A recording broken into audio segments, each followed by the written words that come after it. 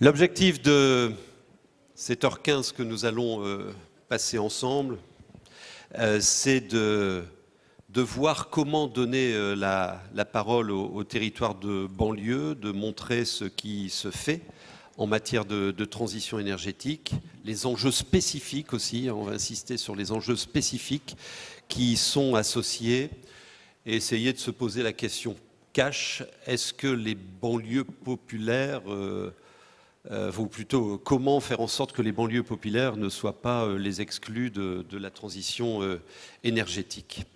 Nous avons la chance d'avoir deux invités avec nous pour explorer ce sujet. Avec Mireille Alphonse, qui est vice-présidente à l'environnement et à l'écologie urbaine d'Est Ensemble. Alors, Est Ensemble, c'est banlieue de Paris. Hein. Parce que quand j'avais lu, je disais « Ah, elle vient du Grand Est ». Non, non, pas du tout. Hein. Voilà, mais dans ce petit est, c'est 9 communes, hein, donc on a dans ce secteur-là Bagnolet, Bobigny, Bondy, Pré-Saint-Gervais, etc., Montreuil. C'est évidemment un territoire particulièrement impacté par la précarité énergétique. Je vous demanderai, Mireille, d'être à l'écoute de l'expérience d'Agamemnon. Vous réagirez, hein, d'accord? Et après, vous nous raconterez votre histoire. Et on a le grand plaisir d'accueillir Agamemnon Otero, cofondateur de Repowering London. Vous avez une belle expérience sur un quartier, alors je connais bien ce quartier de Brixton. Vous avez créé Brixton Energy et Energy Garden. Alors, vous avez vécu à New York, vous êtes né en Uruguay, mais par définition, vu vos fonctions d'aujourd'hui, vous travaillez à Londres.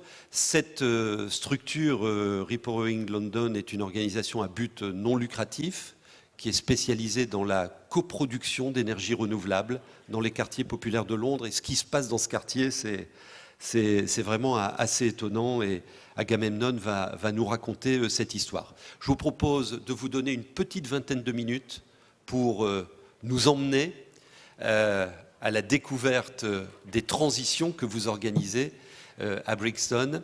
Et ensuite, on réagit et puis on essaie de décrypter pour comprendre les conditions de l'implication des banlieues dans les transitions. Bienvenue à vous. Vous prenez le Pavlov, si vous voulez.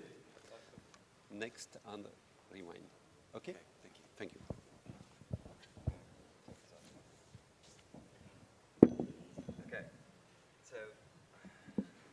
This way. Do I have slides, or am I going for the gold? Yeah, okay. So I need to acclimatize myself to this stage. Do you mind if I step back? Okay, cool. So the first thing I would like to ask you is this speed good? Because I know that there are a lot of people who don't speak English, and I apologize for not speaking French. So I will try, please maintain that I am very sorry, and I will get my French down for the next time. I was here 4 years ago, I think it was, when you launched your strategy for the frontier, the new strategy of the future, and it was fantastic. And I spoke about these projects then, which were quite nascent in a suburb of Brixton.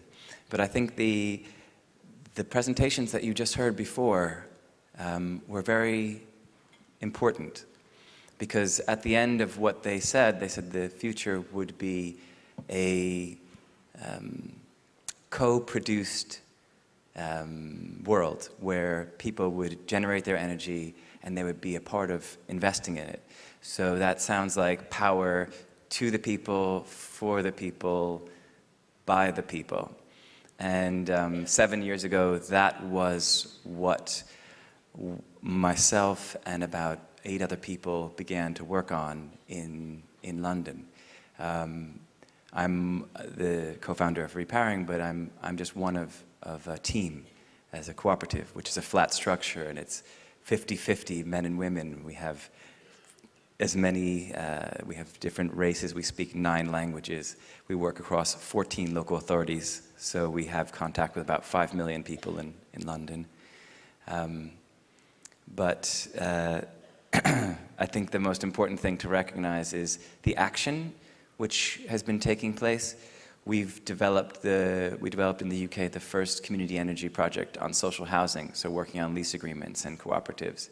But then over the last 7 to 8 years, we've had 9 things that had never been done in the world, and most recently, it's the first blockchain transition project where we were directly delivering energy to individuals in energy they bought and paid for, and we're part of as a cooperative. And almost 17 different countries have come to us to look at how did we work with the UK government to open the network to allow a community supply company to transfer the energy back and forth that they owned.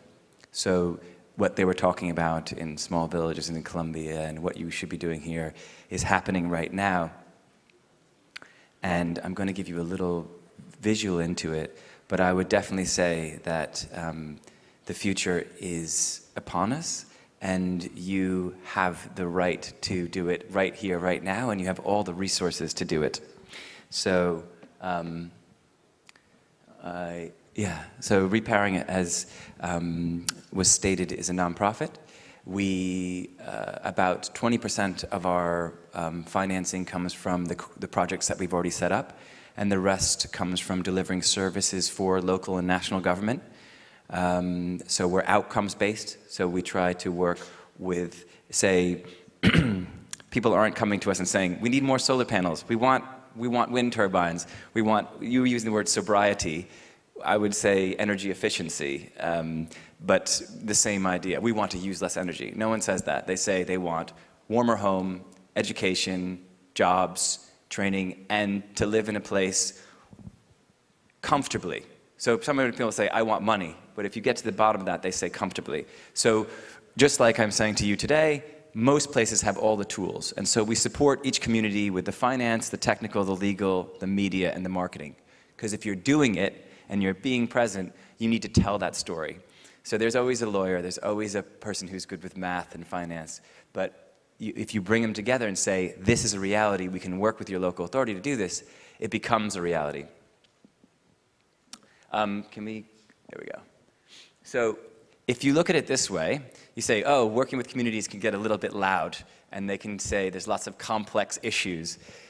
Yes, it's complex, but so too is any financial model, so too is any national grid, so too is any business negotiation.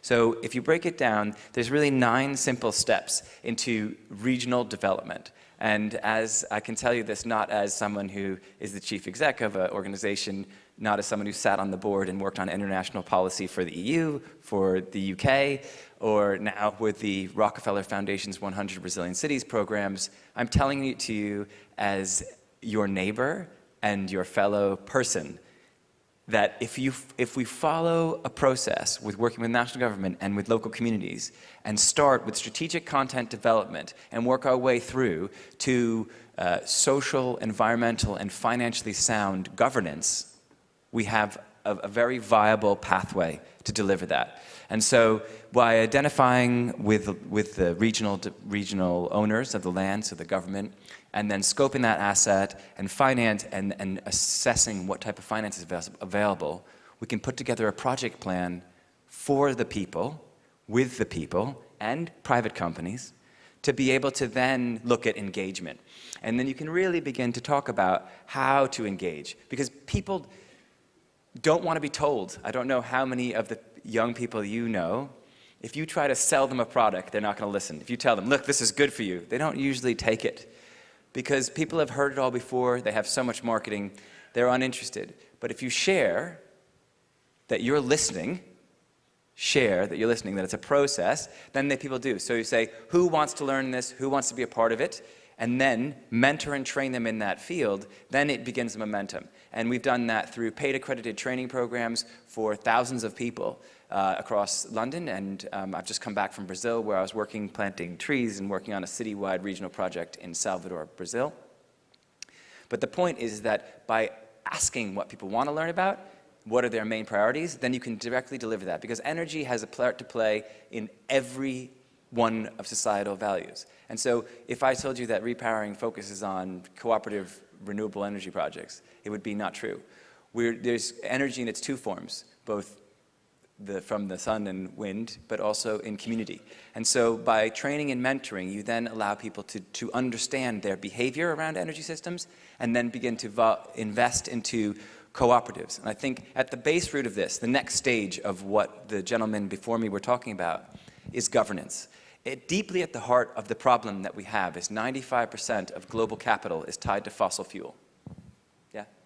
Everything, your makeup, your lipstick, your handbag, your really nice polka dot socks are made with oil-based products, and they're linked to fossil fuel production.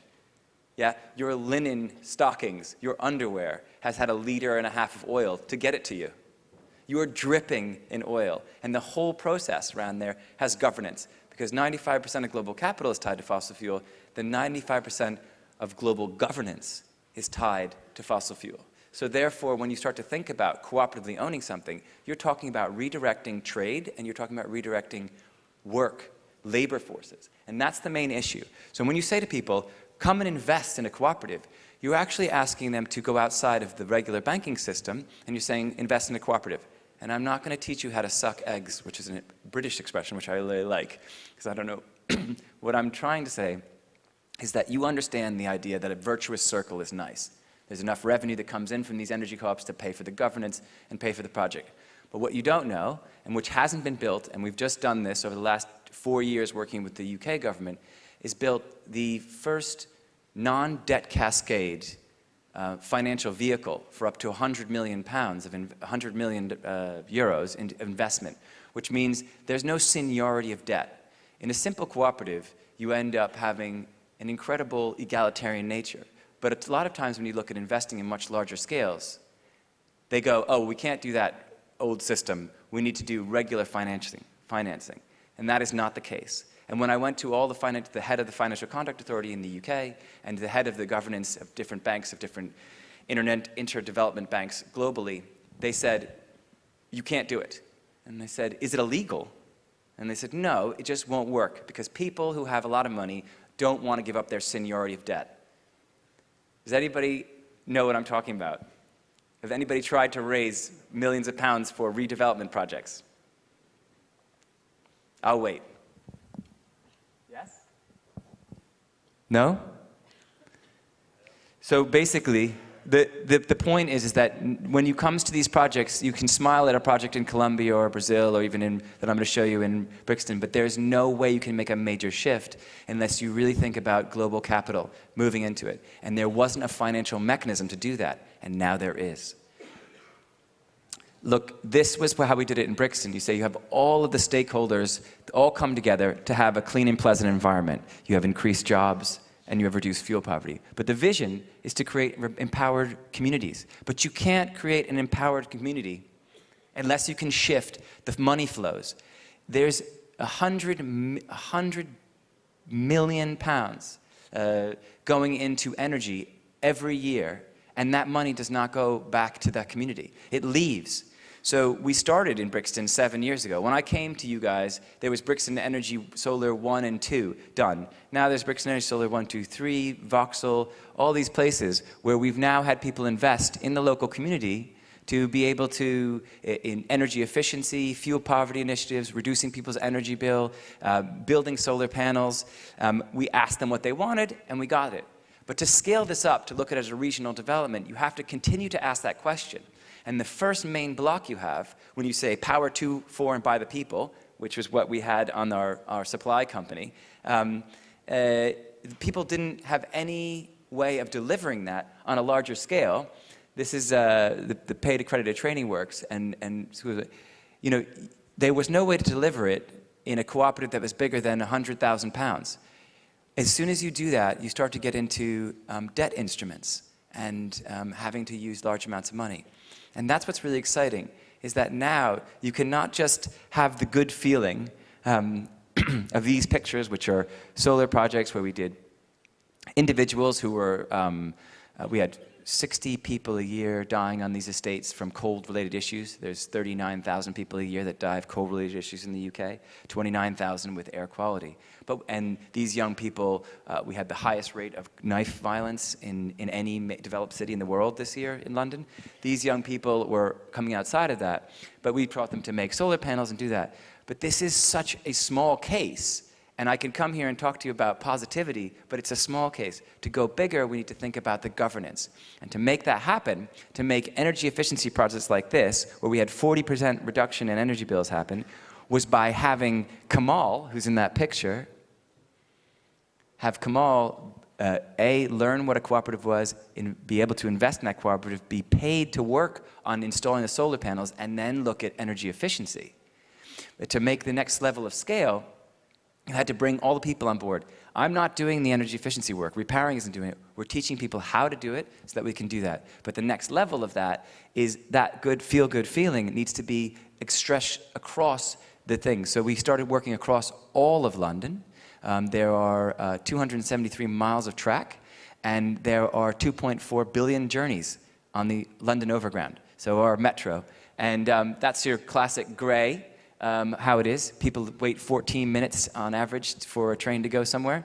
And then talking about how we can then plant gardens and bring energy to those systems and then work with 2.4 billion passenger journeys. So now we have 40 spaces where we're talking about that with a cooperative which can raise £100 million and deliver energy efficiency savings and renewable energy for the largest single consumer of energy, which is the TfL. The Transport for London is the single largest consumer of energy in the UK.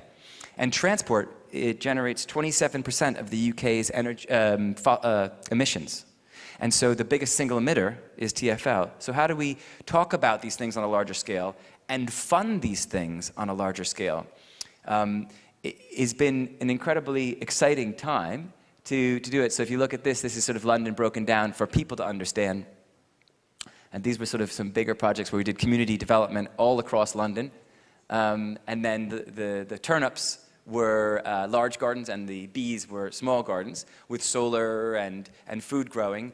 Because if we're going to make the change happen, we have to recognize that the biggest single trick that neoliberal capitalism has played on the whole room, and it's not just you, it's the whole entire of the 21st century, is that you individually can make the change happen.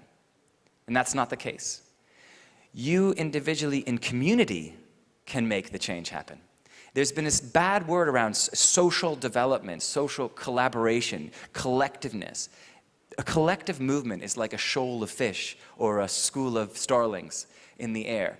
When you do that, you create a whole movement, and that has to be done and has to be thought about as a collective area, a regional area. And these cooperatives can live in that if we think about raising the right amount of awareness, and people who are interested in solar panels on their roofs are also interested in green gardens and biodiversity and horticulture. And that's what's been so exciting about transitioning. You educate people about what's going on at the different stations, but then what you do is you have this, the repower, empowering the community to have a different vision, so that every rooftop has solar on it, but that every estate has a connection to another estate where they can then grow gardens, put solar panels on them, talk about biodiversity, and live in the future they want to. Those images that came before in the presentation of Colombia have really stayed with me because I've traveled all over the world myself, and what I've realized is that the change must happen from Europe, from the inside out, from the major cities, the sort of the heart of the Industrial Revolution, the very war that was fought and this battleground that was Dunkirk. I mean, some of the first energy generation was in Dunkirk. It was amazing as a refinery. Whole economies were developed here.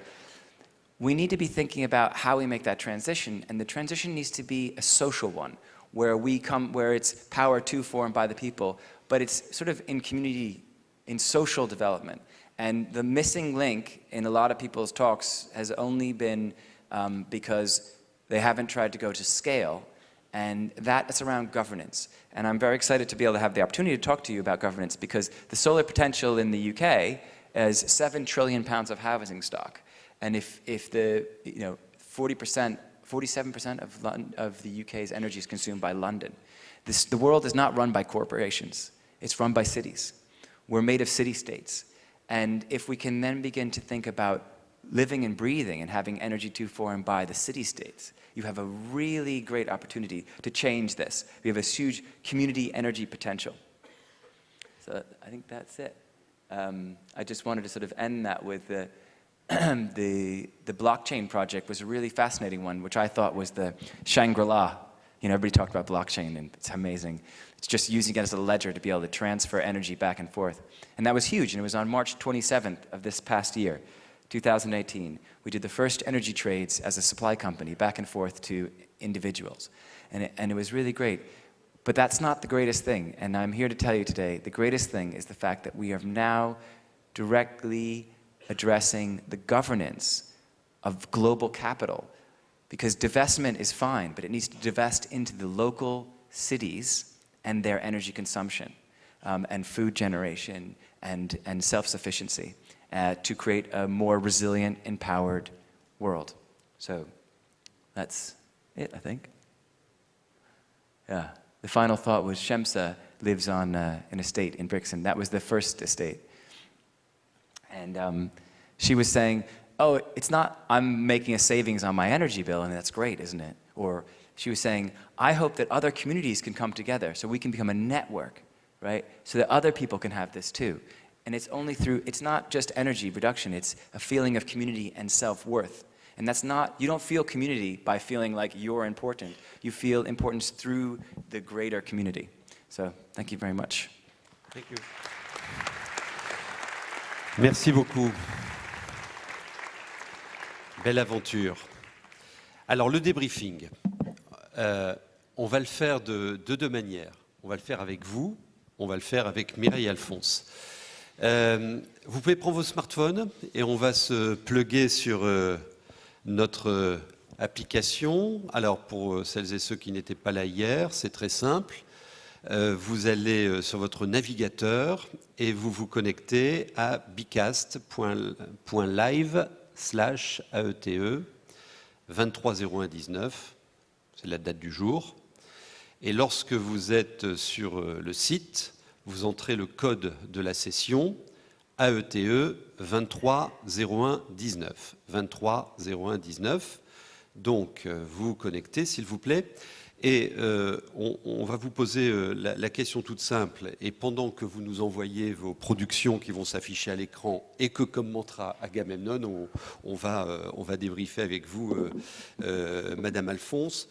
Bon, on retient 4 choses, mais c'est intéressant parce que, heureusement d'ailleurs, les messages convergent là depuis le début de nos assises hier matin.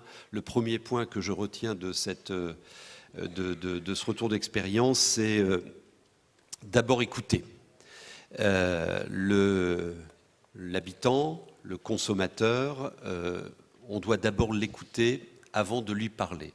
Et on l'a entendu avec nos vagabonds de l'énergie tout à l'heure. Premier point.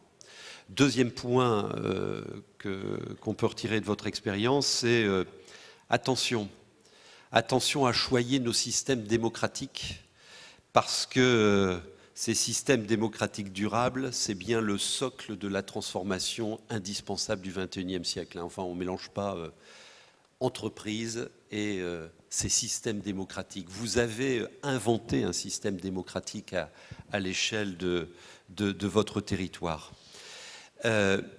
Troisième point, soyons précautionneux à concerner toutes les générations, les jeunes, les moins jeunes, les vulnérables, les femmes. Tout le monde doit être concerné et embarqué en même temps. C'est un point fort également de ce que vous nous avez raconté. Et puis, on peut combattre la précarité avec des programmes forts, mais qui sont aussi sobres en consommation d'énergie. Enfin, les réponses, c'est pas des réponses fortement consommatrices d'énergie. On peut élaborer des programmes sobres et rendre les gens plus heureux. On n'a vu que des sourires sur ce que vous nous avez présenté il y a quelques instants. Alors, la question qu'on vous pose, Elle est toute simple, c'est à la lumière de ce que vient de nous partager Agamemnon, quand on dit transition énergétique et banlieue, à quoi vous pensez? Quelles sont les conditions de l'inclusif entre les banlieues, les villes-centres? Donc allez-y, hein, je vous rappelle que c'est une idée par envoi et va se constituer un nuage de mots. Donc vous répondez avec un mot à chaque fois et si vous avez plusieurs mots dans la tête, vous faites plusieurs envois et va se... N'allez pas trop vite quand même, hein, solidarité, et va se constituer le nuage de mots. Alors et vous, qu'en pensez-vous Mireille Alphonse, est-ce que ça parle à votre propre expérience, ce qu'on vient d'entendre? Oui, alors tout à fait. Moi, je suis impressionnée par ce que vous avez réussi à développer. Ça correspond... on n'est pas aussi avancé que vous hein, sur notre territoire. C'est le chemin qui compte. C'est le chemin, voilà, merci beaucoup. Mais effectivement, ça correspond tout à fait à ce qu'on a en tête. Alors, vous disiez d'abord écoutez, moi, il y a quelque chose qui m'est très cher et qui est un vrai moteur sur nos territoires. Alors, je voulais dire quand même que les banlieues, c'est quelque chose d'extrêmement disparate. Et dire juste banlieue en tant que telle, ça ne raconte pas finalement la réalité des territoires qui sont extrêmement diversifiés. Et donc, parmi cette diversité, en tous les cas, moi, du territoire dont je parle, qui fait à peu près 408 000 habitants, il y a des choses qui remontent. D'une part, la population est extrêmement jeune. Elle est plus jeune que la majorité nationale. On a une part de 18-35 ans qui est supérieure à celle de la population nationale et qui fait que donc les jeunes, on peut retourner le problème dans tous les sens et c'est tant mieux, sont beaucoup plus conscientisés que ne l'étaient leurs anciens. Donc ça, c'est une force extraordinaire. La deuxième force extraordinaire que je vois dans nos territoires, c'est qu'on a, alors j'ai pas retenu le chiffre que vous citiez, mais nous dans nos villes, on a plus de 110 nationalités différentes. Donc on a des familles, des gens qui viennent des 4-5 coins de la planète, littéralement. Et on a notamment beaucoup de personnes dont les grands-parents ou arrière-grands-parents sont nés au Maghreb, sont nés en Afrique subsaharienne. Quand on parle transition énergétique et dérèglement climatique, on parle de quelque chose qu'ils connaissent. De quelque chose qui est tangible, dont leur famille pâtissent. Parce que quand ils retournent au pays une fois tous les 2 ans, voilà, là maintenant on nous raconte que moi je suis élue à Montreuil. Alors, à Montreuil, il y a beaucoup de gens qui viennent du Mali et de la région de Caille. Et bien maintenant, les étés, il y a des températures à plus de 50 degrés. Donc parler périmètre maraîcher quand de toute façon pendant 1 mois, 2 mois il fait plus de 45 degrés, ça devient extrêmement compliqué. Et le stress hydrique, les gens savent de quoi il s'agit. Donc il y a une conscience, voilà. Et puis la dernière composante peut-être sur nos territoires, c'est que comme tout simplement on est des endroits où la vie est un peu moins chère concernant le logement que dans la ville-centre Paris, on a beaucoup de jeunes foyers qui viennent et qui habitent et qui prennent racine. Et parmi ces gens-là, il y a beaucoup de créateurs. Il y a beaucoup de gens qui sont innovants. Il y a beaucoup de gens qui ont envie de construire une société différente et qui sont déjà individuellement dans cette démarche-là. Et donc, quand chez lui aussi, les jeunes, les très jeunes rencontrent ces créateurs-là, rencontrent des familles qui sont extrêmement conscientisées de par ce qu'elles vivent. J'ai oublié de parler du 4e pilier qui est malheureusement les familles pauvres, parce que les familles pauvres, c'est pareil. Quand on leur parle des règlements climatiques... 24 000 ménages sur votre interco, 15% de la population en précarité énergétique. Ouais. Donc c'est pas la peine de leur expliquer bien longtemps que les choses ne vont pas, ils la vivent. Donc là maintenant on est face à des familles qui soit hésitent entre se chauffer et manger l'hiver, soit vivent dans une seule et même pièce et ferment les chambres à côté parce qu'ils ne peuvent pas se chauffer. Donc quand ces 4 composantes-là se rencontrent, et c'est notre rôle, moi je pense que c'est le rôle de l'élu, de faire se rencontrer, ça crée quelque chose. Alors on va y revenir, bon, on va... C'est bon là, vous nous avez... Merci, hein. C'est beau en plus, je trouve. On va l'arrêter parce que ça me donne mal au cœur, moi, tous les trucs qui bougent. Alors, on va le filmer. Un grand merci. On va en faire des captures de ça parce que je trouve ça... en plus, c'est joli. Bon, ce qui pète, hein, c'est Solidarité, partage, coopération, engagement, implication, inclusion, éducation, culture, citoyenneté. Bon, on a bien compris ce que vous faites, bien évidemment. On va le garder quelques instants à l'écran. Merci beaucoup. C'est intéressant. Alors, vous nous avez amené un reportage qui décrit votre projet, et puis après, on va y revenir. Hein. Et effectivement, il faut se méfier du mot banlieue. Hein, c'est clair. Regardez.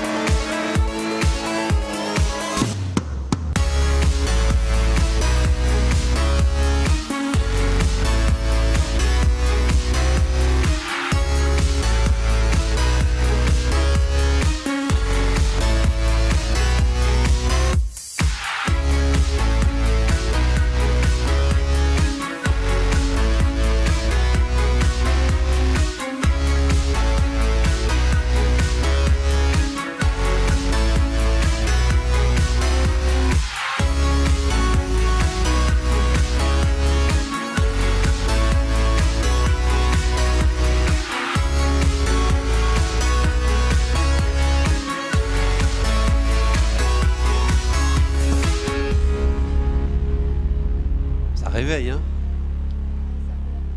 Oh. Voilà, après cette page de publicité, ah, mais les musiques à chaque fois, c'est youp la boum, là, c'est marrant. Non, vous dites, la transition énergétique sur ce territoire, on va garder le mot de banlieue, hein, c'est surtout un travail de réduction des inégalités et des déséquilibres territoriaux. Comment reconstituez-vous l'équilibre territorial ? Alors ça, c'est une très grande question. Par exemple, on est en train de lancer et de mettre en place un dispositif qui s'appelle Ensemble pour l'énergie. On a mis avec notre agence locale de l'énergie et le territoire. Donc ça fait déjà deux acteurs différents. On est en train de mettre en place donc ce dispositif Ensemble pour l'énergie, qui est un dispositif d'accès à l'énergie pour toutes les familles en situation de précarité énergétique. Et je dis deux acteurs à l'origine du projet, mais en fait, le cœur du dispositif, c'est de mettre l'ensemble des acteurs dans ce projet-là, l'ensemble des acteurs pertinents et des acteurs qui jusqu'à présent ne travaillaient pas ensemble. Je pense aux travailleurs sociaux du territoire d'une part, je pense aux énergéticiens d'autre part, je pense à l'ensemble des élus de nos 9 villes qui finalement travaillaient pas trop jusqu'à présent sur les questions de l'accès équitable à l'énergie. Voilà. Et puis aux associations qu'il peut y avoir sur le territoire. Donc l'idée est de faire en sorte que tout le monde travaille ensemble et nous permette de façon très efficace de d'identifier d'abord les familles qui sont en situation de précarité énergétique, et puis après de construire avec elles de façon très, très fine, donc avec elles, en les écoutant, de construire les solutions à leurs difficultés. Étiez-vous là hier matin lorsque le ministre est intervenu? Non. Êtes-vous satisfaite de l'accompagnement, du rôle de l'État sur les banlieues en particulier? Si vous me lancez là-dessus, non, je ne suis pas satisfaite. Non, je ne suis pas satisfaite. Avec le réseau Flamme, avec le réseau des ALEC, avec Amorce aussi, que je suis autant que je peux, je fais partie des élus qui disons au gouvernement français: arrêtez de vouloir tout décider et de vouloir nous faire rentrer de force sous vos fourches codines, mais dans les cases que certains d'entre vous ont conçues. Non pas que les gens soient des imbéciles, je ne crois pas ça une seconde. Les gens des ministères sont des gens très intelligents, mais évidemment que les solutions à mettre en œuvre pour véritablement, tout à l'heure vous parliez de changement d'échelle, je crois qu'on est arrivé à ce stade où il faut changer d'échelle. On a tous essayé de petites choses un petit peu partout et maintenant il faut changer d'échelle. Pour changer d'échelle, il faut que les solutions qui soient apportées soient appropriées aux populations qui vivent sur un territoire et à la réalité des territoires. Et elles ne sont évidemment pas les mêmes à Est-Ensemble, à Marseille, ici à Dunkerque. Il y a des invariants. On a parlé de gouvernance, on a parlé de formation. Ces invariants sont là, mais évidemment, les solutions à mettre en œuvre ne peuvent pas être les mêmes. Chez nous, je ne vais pas vous demander de faire de l'éolien. Voilà. Bien sûr. Quel est le meilleur argument pour embarquer la population dans les transitions, et en particulier les populations précaires? Alors, je crois que tout à l'heure, on l'a vraiment bien vu dans votre reportage. D'une part, il faut, je crois, rendre de la fierté aux gens. Les gens qui sont aujourd'hui en situation de précarité énergétique ou qui galèrent, passez-moi le terme, parce que je trouve que le film, là, c'est un peu trop de la pub, parce qu'il y a quand même sur notre territoire... Ouais, il y a quand même sur notre territoire des tas de familles. C'est plutôt l'ouest de Paris, ça. Hein. C'est ce qu'on voudrait faire, et encore, je suis pas sûre que je veuille que ça, parce que je voudrais que tout le monde ait sa place. Ça m'énerverait que le fait qu'on arrive à faire tout ça fasse que les familles pauvres soient obligées de reculer encore plus. Voilà, donc moi, je ne sais pas si elle s'y retrouve là-dedans. Je suis pas sûre. Bon, voilà, ça fait rien. Ça fait, on va le ranger dans le tiroir. C'est vous qui l'avez amené. Hein. Oui, je sais. J'espère qu'il y en a un autre. Mais comment? Oui, il faut redonner de la fierté aux familles, et donc pour leur redonner de cette fierté, il faut qu'elles puissent être maîtres d'œuvre du changement dans leur vie de tous les jours. Mais comment? Parce qu'il y a le problème du pouvoir d'achat, j'y arrive pas, vous me soulevez vos trucs, comment on fait, comment on connecte? Il y a des bons principes là chez lui que j'ai vu tout à l'heure. Alors, moi, parmi les principes, il y a évidemment celui de la gouvernance, des solutions que l'on met en œuvre. Donc, à chaque fois que l'on met en œuvre quelque chose, on se pose la question de la gouvernance et on essaye d'embarquer le plus grand nombre. Alors là, c'était sous le mandat précédent, donc avec Madame Dominique Voynet à Montreuil entre 2008 et 2014, ce qu'on a fait, c'est qu'on a former des familles et des gardiens d'immeubles dans le parc social pour que ce soit des représentants des familles et des gardiens d'immeubles, donc des habitants, qui puissent aller après monter dans les étages et transmettre les bonnes pratiques, expliquer comment les choses se faisaient. C'est pas des ingénieurs qui sont venus de l'extérieur. Mais est-ce que c'est bien de dire à une famille précaire: allez, on va faire un truc ensemble, on va installer une ferme solaire photovoltaïque sur le toit ensemble, parce qu'en plus, ça va vous redonner du pouvoir d'achat? C'est un truc qui peut se dire, ça? Sur l'accès à la chaleur, par exemple au chauffage, c'est quelque chose qui peut se dire. Donc on rencontre des familles qui disent: moi j'ai froid l'hiver. La Fondation l'Abbé Pierre nous a dit, elle a à peu près un tiers de personnes ces dernières années, un tiers supplémentaire chaque année qui vient, qui leur dit: moi j'ai froid l'hiver. Donc quand on va voir les familles comme ça et qu'on leur dit: bon voilà, c'est difficile, et venez avec nous. On a un dispositif qui s'appelle le dispositif Défi Famille à énergie positive, qui est porté par, peut-être il y a des gens là, Leclerc, voilà, tout le monde connaît le Défi Famille à énergie positive. On a vu en moyenne, les familles n'ont pas dépensé 200 € par saison de chauffe. Donc on lance la première saison, c'était en Très 2013. bien. On peut montrer ça. D'accord. Et les pères parlent aux pères. Vous D'accord. savez, les gens, les foyers parlent aux foyers. Et ça se démultiplie. D'accord. Voilà. Vous avez cité, c'est ma dernière question, Ensemble pour l'énergie. Hein, donc Ouais. c'est votre espèce de guichet unique finalement, c'est ça? C'est un guichet unique, Hein, ouais, tout à fait. ça facilite les choses aussi. Écoutez, on en est au... Ça facilite la connexion avec les publics.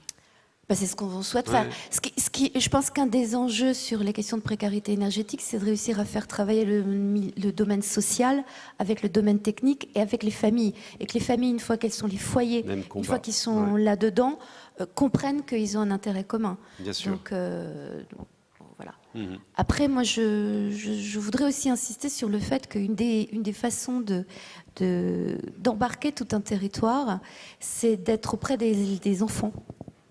Hein, si je peux me permettre, C'est-à-dire? travailler avec les enfants. D'accord. Alors, nous, on a Ah oui, lancé quand sur je fais, sur oui. le modèle du défi famille à énergie positive, en regardant d'ailleurs comment marchait le défi famille à énergie positive et en s'apercevant que souvent dans les foyers, ceux qui étaient moteurs, c'était les enfants. On s'est dit, et pourquoi on ne travaillerait pas avec les écoles? Alors, je ne sais pas en Angleterre, mais en France, c'est un peu compliqué de travailler avec l'éducation nationale. Donc, on s'est dit, on ne va pas tout de suite frapper à la porte de l'éducation nationale parce que dans 5 ans, on y sera encore. Donc, on a commencé par les centres de loisirs, c'est-à-dire après l'école. Là où vous Voilà. avez la Et compétence. là où on a la Mhm. compétence, D'accord. voilà, là où les choses sont faciles. Ouais. Et Et- faites des trucs avec eux. Et on a D'accord. fait des choses avec eux. On D'accord. fait donc de l'éducation à l'environnement avec notre agence locale de l'énergie aussi, avec le territoire. Et puis à destination des animateurs de centres de loisirs et après avec les enfants. Et je peux vous dire que là, on en est à presque 1500 enfants touchés. Et les gosses ils sont merveilleux, quoi. Ils sont extraordinaires. Ils sont allés beaucoup plus loin que ce que l'on imaginait, nous. Ouais. Ils sont allés tout seuls voir les théâtres locaux, voir les Parce que cinémas ça va vite locaux. après. Il faut juste connecter, quoi. Voilà. Ouais. Ok. Alors, on va donner la parole à la salle parce qu'ils ont certainement des questions à vous poser à l'un et à l'autre sur ces conditions de la solidarité entre territoires périphériques, banlieues et grandes villes. Hein, l'action, elle doit se faire au plus près du terrain. J'ai aussi 2 questions à vous poser. Vous reprenez vos smartphones vite, dont une. Je vais vous demander votre commentaire sur la réponse qu'on fera à cette question. Alors, c'est des questions, c'est des quiz. J'ai 2 questions. Voilà, regardez celle-là. Vous vous rappelez du rapport Borloo? On est français là, excusez-moi Agamemnon. Hein. Il y avait dans ce rapport 19 programmes thématiques sur les quartiers prioritaires, vivre ensemble et vivre grand, pour une réconciliation nationale, c'était le thème le titre du rapport. Est-ce que vous pouvez nous dire combien, dans ces programmes thématiques, combien concerne directement la transition écologique et énergétique? Alors 2, 0 ou 1, à votre avis? Allez-y, répondez. Encore 5 secondes.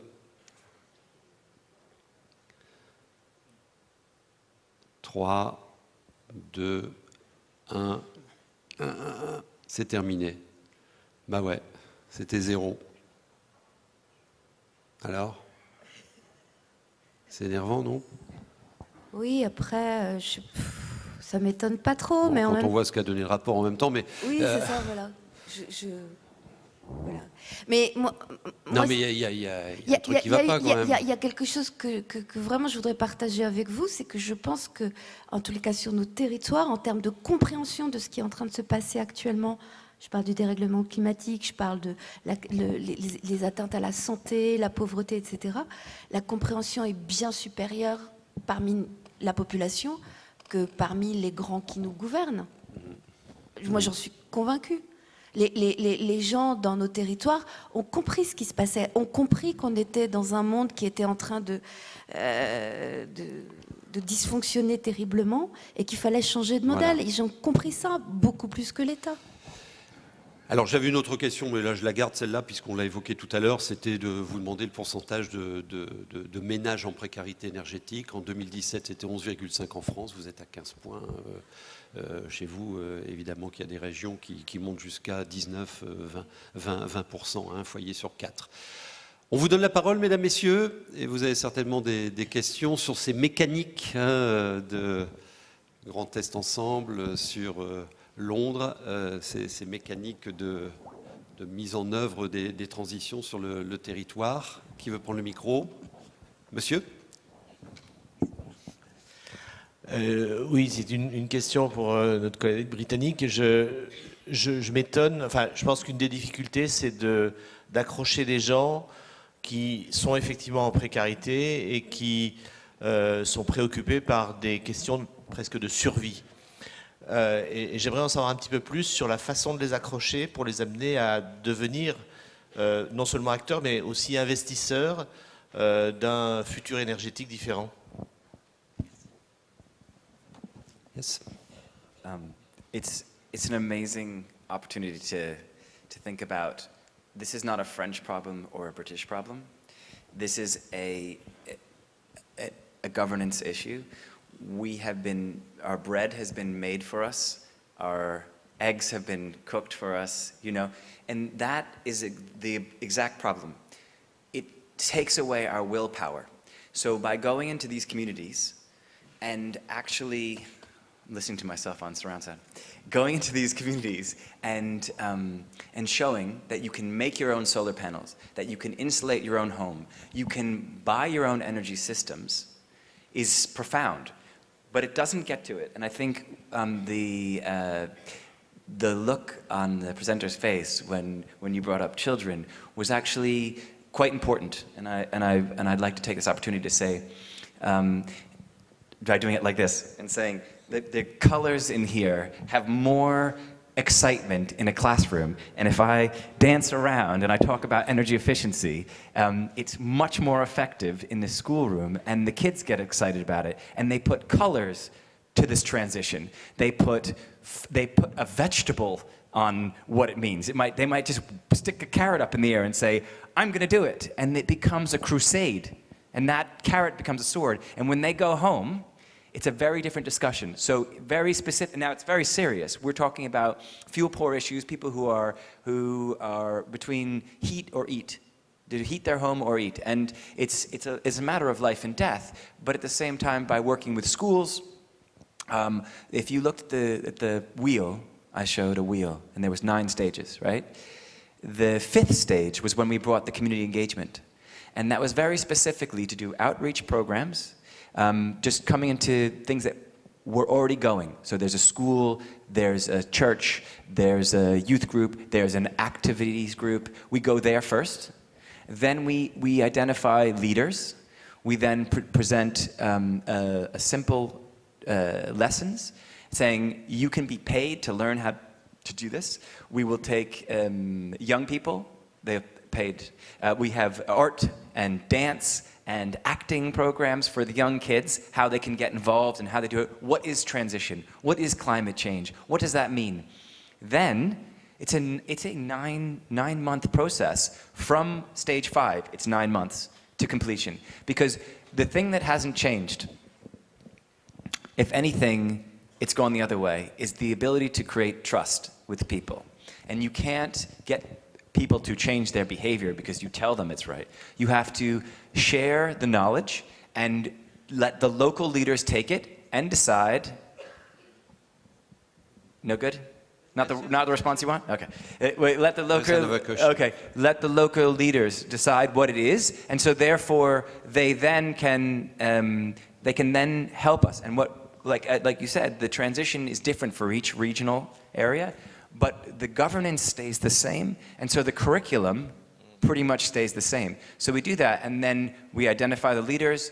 The older people then become the board of the cooperative. In every project, it's always a woman who becomes the estate mom. It's always a woman like you. It's always a woman, like someone in there, this is very important, between 40 and 70, who takes the road, who's always been a leader, and she holds that, and then that group then goes on, so it's that. And then when you try to raise the money, it's a very different discussion because it's not us, it's not me, it's not you, it's those people talking about it, and that's how we do it. Just a question. I mean, can you give us a rough idea of how much it costs Yes. per per family or per person to reach this level of sufficient commitment to start engaging? Yes. Combien ça coûte par famille ou par individu jusqu'au point où effectivement les personnes peuvent effectivement s'engager et investir elles-mêmes? Yeah, so the way I'll give it to you is that we would, on an estate, we're looking at between 300 and 700 flats on an area that we're working with. And we would say that would be, to deliver a program from beginning to end, you'd be looking at around 70,000 euros to get it to completion. And that's not the panels on the roof and everything.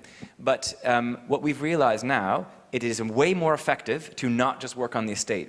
You look at localities. And what I tried to say before was there is not a, you can't identify the solution with the conception of I can do it or my family can do it. That only gets you so far. As a community, right, and so what that means is the business sector, the local authority, and so we use the school, the health center, the 2 or 3 estates, and the transport links, bring them all under one cooperative, and you're looking at a base rate, this is important, a base rate of about 120 to 150,000, but you're directly addressing about 100,000 to 200,000 people.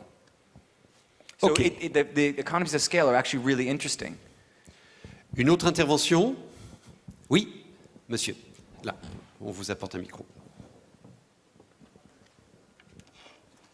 Merci. Christian Chassot du Mouvement national de lutte pour l'environnement qui a eu son siège à Montreuil pendant quelques années. J'ai beaucoup apprécié dans les interventions, et y compris celle de la salle, le mot solidarité qui vient en premier, et les interventions de notre ami anglais aussi, qui dit qu'il faut en quelque sorte sortir du système capitaliste pour sauver l'humain sur la planète. Nous partageons cet avis au MNLE, car ça a été dit aussi, on insiste beaucoup là-dessus, sur les inégalités des gens devant l'énergie. L'énergie qui est quelque chose de vital. Ça a été dit aussi, on ne peut pas construire d'éoliennes, par exemple, en site urbain dense.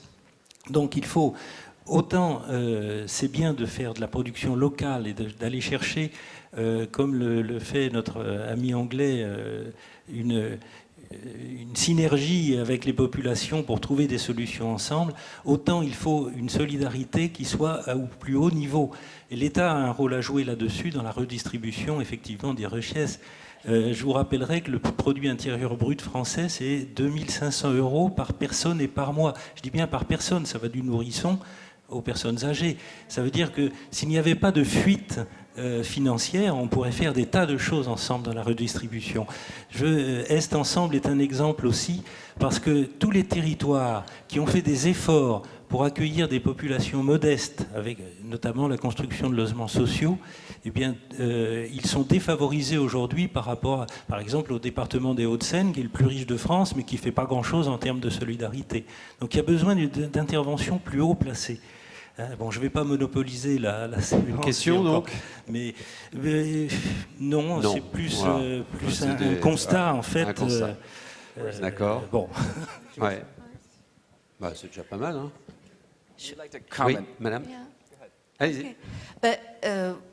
Je partage ce que vous venez de dire, et simplement je voudrais rajouter qu'on a quand même les moyens d'agir au niveau local. Je vous donne un exemple très simple. On est en train, au niveau des grosses infrastructures, où là pour le moment, parce qu'on lance juste les choses, on ne peut pas encore parler de gouvernance partagée avec la population, on est en train de travailler à un gros réseau de chaleur. Donc un gros réseau de chaleur qui va aller chercher l'eau chaude profonde qu'on a sous nos pieds, puisqu'on ne peut pas mettre des éoliennes, mais on a de l'eau chaude à moins 1600, moins 1800 mètres de profondeur. Et donc on va aller la chercher, on la remonte et on va, pour le moment, sur ce réseau de chaleur-là, qui sera donc à beaucoup plus de la moitié à base d'énergie renouvelable, on compte dans un premier temps chauffer à peu près 7000 logements. Et l'intérêt de la chose, c'est qu'on garantit les prix. Enfin, on se bat en tant qu'élus locaux pour que le producteur avec lequel on va travailler nous garantisse les prix à 30 ans. Et ce qui, au niveau de l'énergie, bon, alors on n'arrivera peut-être pas à 30 ans, la bagarre est engagée, mais certainement à 20 ou à 25 ans en tous les cas. Donc ça, c'est déjà quand même quelque chose d'assez fort, parce qu'aujourd'hui, que ce soit l'électrique ou du fossile, dont on est bien d'accord, on ne veut plus, parce que tout électrique, personnellement, le tout nucléaire, je ne suis pas forcément pour non plus, mais aucune de ces énergies-là ne peut avoir un prix garanti à ce point-là.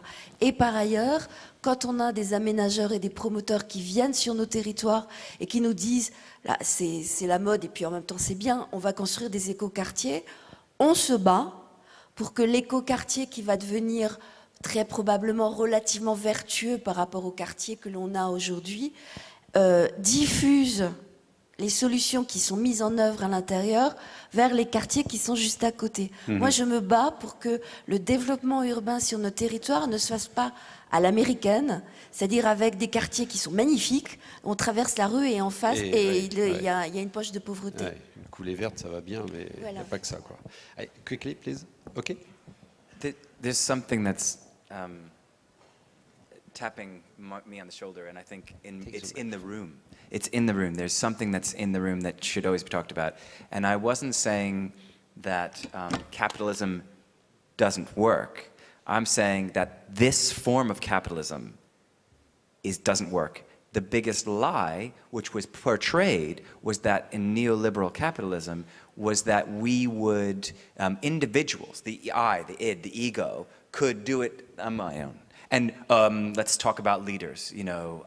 We won't talk about your leader.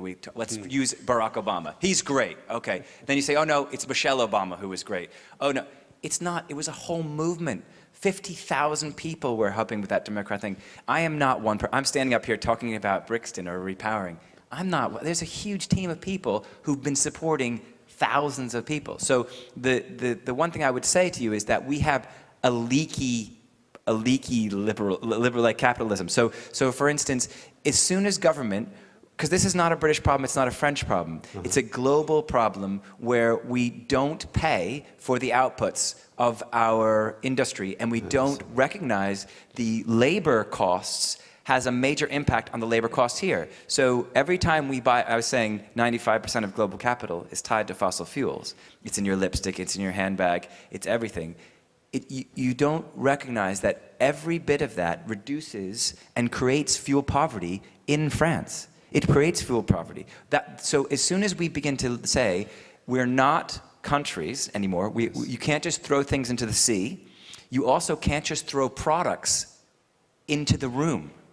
That's what's happening. We're throwing products into a room which have huge hidden carbon costs, huge hidden labor costs, which we're not discussing. As soon as those are, then capitalism actually, it does work. And you said caution. I take caution because you're talking about restructuring financial markets. You have the hugest amount of divestment waiting to go in. The desk at Goldman Sachs, the desks at Bank of America Merrill Lynch, waiting to be invested into low carbon renewables is huge. And they can't do it because the governance structures of the debt is blocking it, right? This is the issue we need to be talking about. Thank you. Allez, une dernière question, s'il y en a une. Ça va? La dernière question là-haut. On vous apporte un... Allez, hop, hop, hop. Voilà. Dernière question pour vous, monsieur. Oui, c'est une petite question sur l'action londonienne. Oui. On a compris la place de l'élu à Est Ensemble.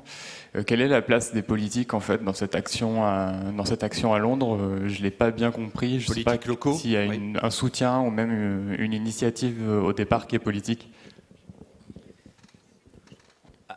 Yes, and thank you so much for these questions. I couldn't. This is like a group mind, just like that board. So Steve Reid, who's now an MP, a ministerial parliament, was the leader of the council, and I was a local leader, right? I put solar panels on my house, I put solar panels on my friend's house, I put a garden in front of my house, I put a garden on the street, I set up this thing called the Edible Bus Stop, and we had different things. But it wasn't enough, and this that's why I'm talking about this neoliberal capitalism thing. The moment I turned the me, E into a we, it changed everything. And so I've been doing community projects, and the head of the local authority was like, I can see that you are getting people to move, and the developers wanted to do something and in an area which had been bombed during the war, and we had taken it over to build a garden. And this is directly related to politics. So there was 67 objections, one of which was the man who lived on his own in the house that his mother had given him, had hand-delivered, because he had like strong epilepsy, he hand-delivered it to the planning department, saying he objected and he wanted to keep the garden. So this story went up all the way through the elected officials, and it came back that they were galvanizing people to come around community development.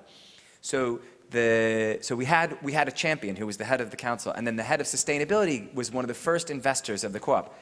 And we had, on the ground, there was a sustainability department which was supportive, but then got cut. They fired everybody when the cuts happened. And this is what I'm going to say, is we had some support in the government, but the actual elected officials are very different than the operating officials, who don't change every 2 or 4 years. And they were very, very set on doing things by process and being aware that they had to deliver this. So if you think about, they were going this way, and we were saying, just go a little bit this way. I wasn't saying change directions. I was saying, just go this way. And the elected officials had a really hard time. I've gone through 4. Okay.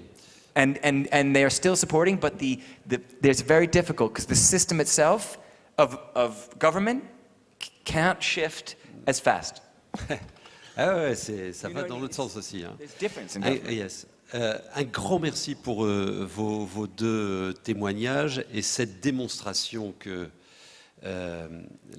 ces transitions énergétiques pour ces publics précaires qui sont sur vos territoires passent d'abord par la construction d'un lien social fort. C'est ça la voie à entreprendre pour rééquilibrer les territoires, pour recréer du bien-vivre tout simplement.